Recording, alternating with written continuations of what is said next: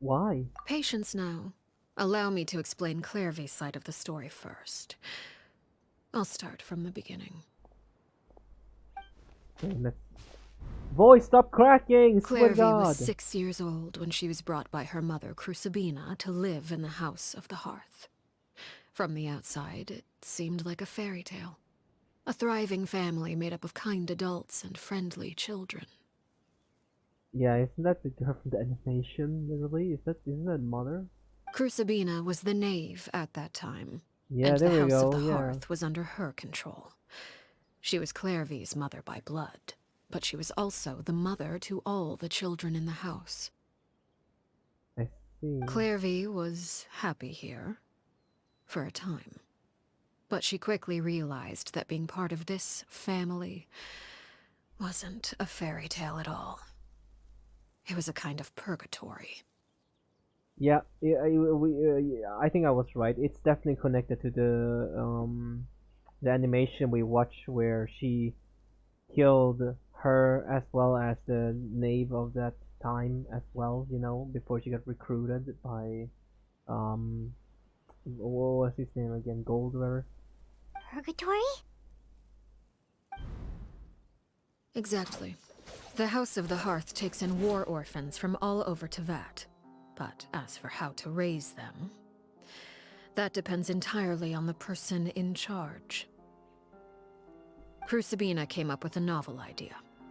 She would teach the children to fight, force them to duel each other, and then crown as the king of the house the child who proved themselves most worthy of inheriting her title. It's difficult to estimate the number of children who died or were maimed in the process. There's little I can say about the ones who died. The ones that emerged with permanent injuries, on the other hand, well, they still served a purpose. They would be handed over to the doctor to be experimented on, or sent away on dangerous missions. Nothing more than tools to be used and then discarded. So they were working together before, but not obviously not her. So those were the experiments Clairvy was talking about. But what actually happened to her? You said that Clairvy was Crucibina's daughter, so if Clairvy tried to convince her to stop what she was doing, Crucibina probably would have listened, right? No, no, not at all. Despite being Clairvy's mother, Crucibina cared little for her daughter. She forced Clairvy to join the House of the Hearth only as a means to demonstrate her own impartiality as a mother, to prove that she treated all her children equally. Clairvy did try to convince her mother to change her ways, but it was to no avail. After her efforts failed, the only other option was to rise up and try to fight back. Unfortunately, the other children had already been thoroughly indoctrinated into the illusion of happiness Crucibina had created. Of course, there was one exception. Someone Clairvy's age who knew the truth about the House of the Hearth. Her name was Peruere. Peruere. Yeah, and that was you. Wait, the friend that Clairvy mentioned? It's you. Friend, huh? I suppose we can call her that for now. Clairvy was a cheerful and passionate person with a tenacious Oh, spirit. so cute. Peruere, on the other hand, was rather cold-blooded. Her cold-blooded nature allowed her to see through Crucibina's facade. Yet, it was also this cold-bloodedness that prevented her from acting against it. At least at first. While Clairvy longed for freedom, Peruere was convinced that, amid all the fighting and violence, she would make it until the end. Despite their differences, the two became fast friends, united by their knowledge of the truth. Clairvy told Peruere that she hoped to create a real family, where no one would be killed or sacrificed. Mm-hmm. There may have been a certain naivete to her ideas, but Clairvy proved her determination many times over. She tried countless times to run away, ask for help, or expose the truth. But her efforts only earned her beating after beating. The only thing that kept her going was her strength of will. Even with her body racked with pain, she would still stand on her tiptoes and open the window at night. She and Peruere would look out at the moon together, a fierce longing for freedom shining in her eyes. But one day that light simply vanished. Oh no. What happened? Her hopelessness resulted from a culmination of things. 10 years had passed. 10 years worth of failure after failure. She and Peruere weren't children anymore, but finding any chance to escape still seemed as hopeless as ever. It was during this time that Peruere suggested a new plan. If escaping was out of the question, why not take down the very person sitting on top of this throne of lies? Mother herself. Clairvy rejected that proposal. She claimed that, as a famous harbinger, Crucibina possessed an unimaginable amount of power. Trying to kill her would have an incredibly low chance of success. Clairvy never gave another reason, but Peruere could see it written all over her face. Clairvy still thought of Crucibina as her mother. Killing her own flesh and blood was a line she couldn't bring herself to cross. If she couldn't escape and fight back, then only one option remained. Precisely. Death was the only way that she felt she could be free. It happened during a duel. When she arrived at the dueling ring that day, her partner turned out to be none other than Peruere, the very person that had stood by her side all those years. It was a fierce battle. But ultimately, Clairvy decided to let Peruere end her life. Did you guys hear that? What was that sound? Oh, I think it was just. Oh, I think maybe it was the bird outside my freaking. Freaking. Oh, okay. Yeah. Yeah. Sorry. From that moment on, So Peruere's she journey decided was to let one her win, written huh? in flames. When the rain finally came and washed it all away, there she stood, the sole victor in Mother's endless game of slaughter. A trail of corpses strewn across her path to success. I'm thinking like. I think. I think Clary would have lost anyway. Like I think she would have lost anyways. You know. Because I just think that the knave was just just stronger in general. I don't know though. It could be that she was actually really strong, but like like you said, like the knave said, like she wanted out, and she like the only way to get out is death, and she was like, all right, you got me, knave. You won. Oh my gosh, I can't believe it. It was the very result she had predicted 10 years prior. Even then, she believed she would make it until the end.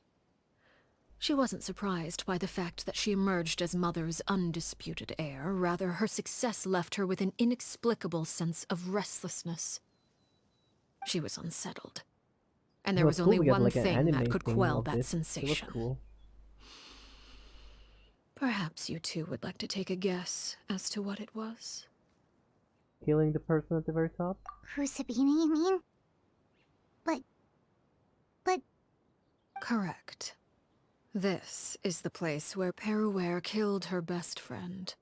A mere year later, this is also the place where she fought tooth and nail to kill the mother they shared. The moment she acted, any conception of what was right or wrong ceased to matter. It's one of the principles of the house. Only those who survive get to write the rules. I like how though, even though the Ney was still so young, right? Uh, she absolutely when she got really serious and whatnot. Okay, I see that. I see. I don't know what the frick is going on there, dude. But I feel like when she got really serious, she literally beat her ass like Corbina. Like Literally, like it was not even trying. Like at the end, if you guys remember from the animation, she was just like dodging casually, just blocking like it's nothing, just try everything. And the name was just like, or I mean, Pereire, or whatever. Like tried so little, she's like, I'm getting tired of this. Just end it, and just boom, kick her to the roof, bang. Peruere won the battle and became a harbinger herself. After which Her Majesty, the Tsaritsa, bestowed upon her a new name. Arlecchino. That would have been a bigger like, whoa, no, what? You know, if you didn't already know, but obviously you know. And plus, with those scenes, you can already see like, oh wow, that looks like the name. Of course, it's the same person. So the Perry Clairvy was talking about, it was you all along. You're Peruere. Arlecchino is just a name you got later. This was your story just as much as Claire's. I left that name behind long ago. I must say, hearing it now does bring back memories. It's not Perry, whatever, it's Perrier. After I defeated Crucibina, the moniker of Mother died with her. I chose to forego the title she called herself and even chose to give up my own name. I rebuilt the House of the Hearth under a new identity. Not only as Arlecchino, but as father. And that is where the story ends. Any more questions? The Perry we met though, who is she exactly? Yeah. Based on what you just told us, Clairvy wasn't a little kid when she was killed. So the Clairvy we met, was she really a spirit at all? I suppose you could call her an illusion born of flame. Her existence is like ashes to a fire. Something left over in the wake of blaze and ruin. You see, a certain power runs through my veins. It's not unlike a curse. My flames leave behind shadows of anything they consume. Of course, the chances of those shadows morphing into a sentient entity are exceedingly slim. Clairvy is a very special case. Clairvy died when she was 16 years old, but what emerged from the flames was her 6-year-old self. Her appearance wasn't the only thing affected. Most of her memories were lost to the blaze as well. Memory is a mysterious thing indeed. Losing a portion of your memories will alter your sense of self. Lose 10 years' worth, however, and it would be like living in the past. Like returning to a version of yourself that never grew up. It's funny how when I first saw her, like I felt like I made that connection right away that she would be the same person as in the animation. But I didn't want to do that because I felt like maybe not. I remember if I said that, but but that was one thing I thought. But I just felt like it's probably not gonna be it. Like it's probably not gonna be her for some reason. Just because we already seen the whole animation, the whole reveal, everything how it went, and I feel like they're not gonna do that. No wonder Paimon got such a weird feeling when we were talking But it could be to a her. remnant of her, of course. Perhaps I should put it this way. Clairvy is someone trapped in time. It may seem like she exists with us in the present, but she truly lives in the confines of her own past. So if all of that is true, then you must have known about Clairvy for a long time. Indeed. She's a rather volatile and unstable entity. Sometimes she would look after the children. She's even saved some of their lives. But other times, she would hide from me and become obsessed with revealing the truth about the house to anyone who will listen. Oh, Shadows don't have the capacity to learn or grow. Any new information they encounter is quickly forgotten over time. Your attempts to expose Clairvy to sunlight, they failed, yes? The reason is actually quite simple. In Clairvy's mind, the house is impossible to escape, and it is this very perception that traps her there. But no matter. All I have to do is kill her again, and all will be resolved. I don't anticipate so much as a single speck of ash will be left behind this time. Wait! Paimon can understand why you might want her gone, but isn't there another way? So what if she's trapped in her 6-year-old self? She's still your friend! At least talk to her first! It's too late for that. She broke the rules, and now she must be punished.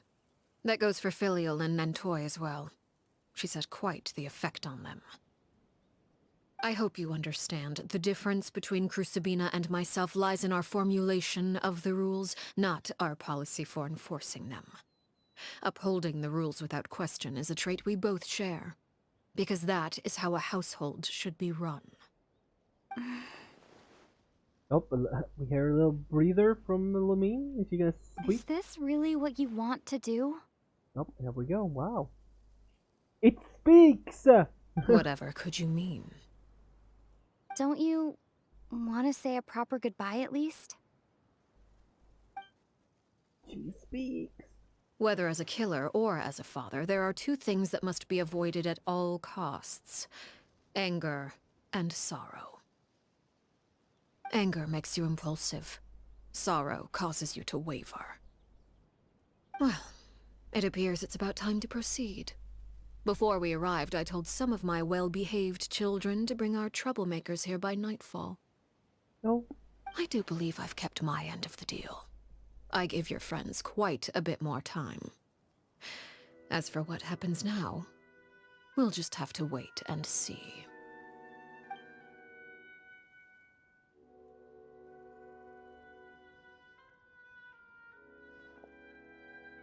Here they are, Father. Ah, you gonna execute him? Seeing something like that would actually be a first for me. Lenny! Damn. Clarity. I'm sorry.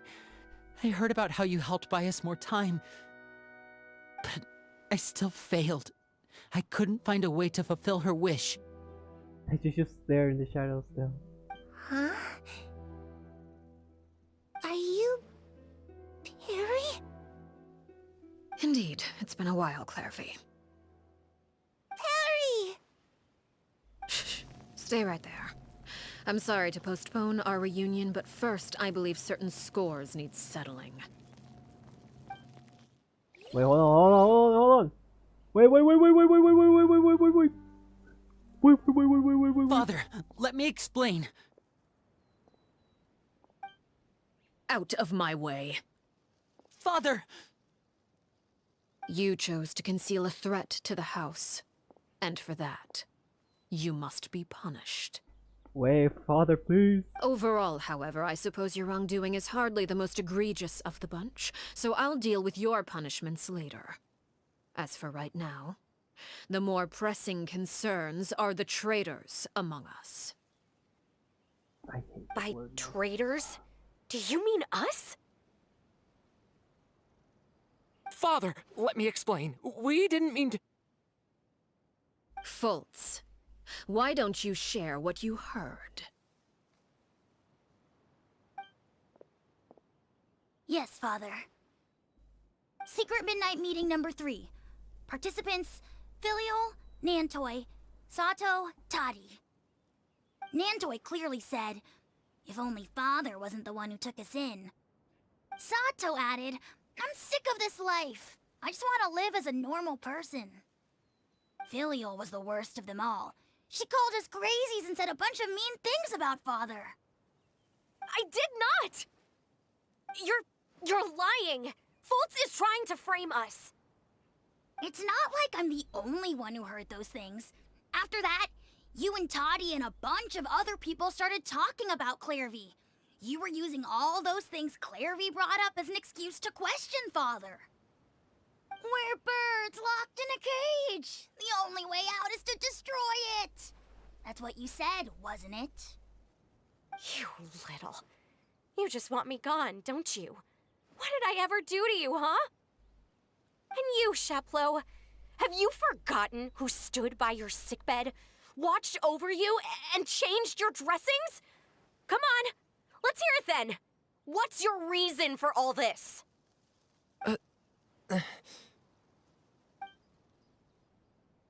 You're wrong, Filial. We don't want you to die. You're our family. Liar. You wouldn't be doing this if that were the case. So why? Why have you backed us into a corner? We all live in the House of the Hearth. You know the type of work we do, Filial. A single betrayal can cost dozens of us our lives.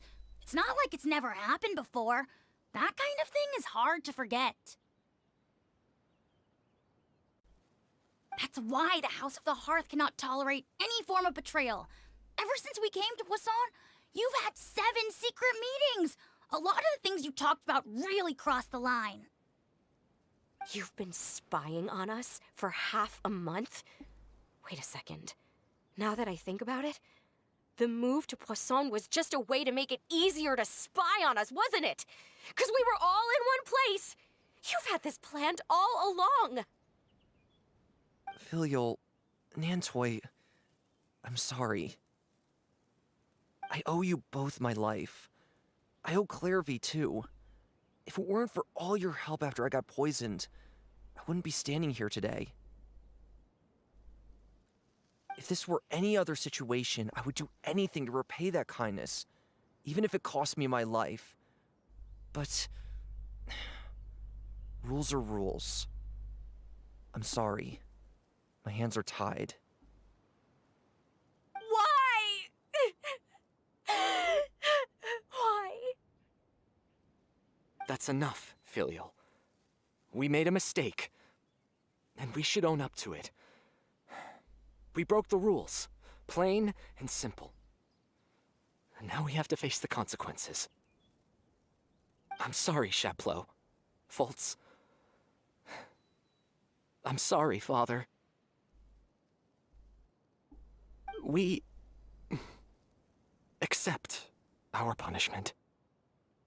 Chaplot, according to the rules of the House of the Hearth, how should these traitors be punished? All those who betray the house pay with their lives. And so it shall be.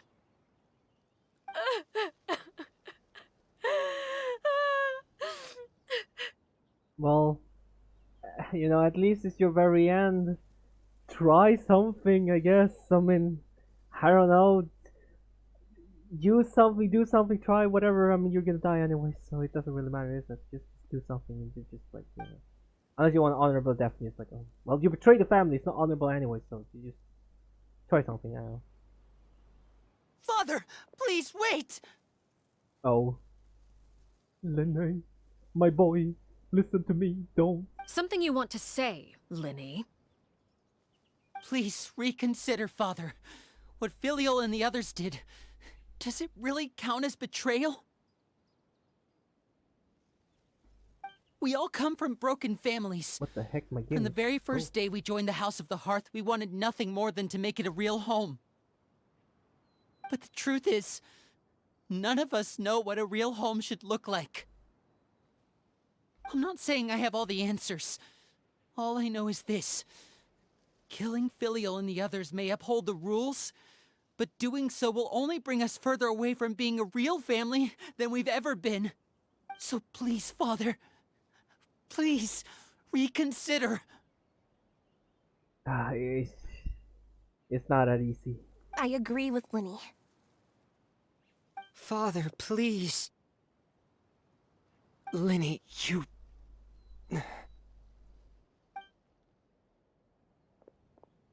I also agree with Linny.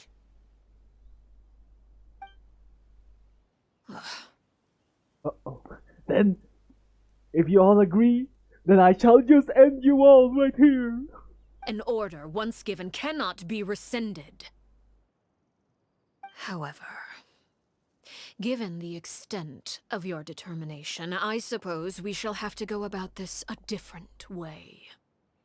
Draw your weapons and face me. Our weapons? All of us? Father, are you referring to a duel? Precisely. The rules of the house will not be altered. Traitors must be punished.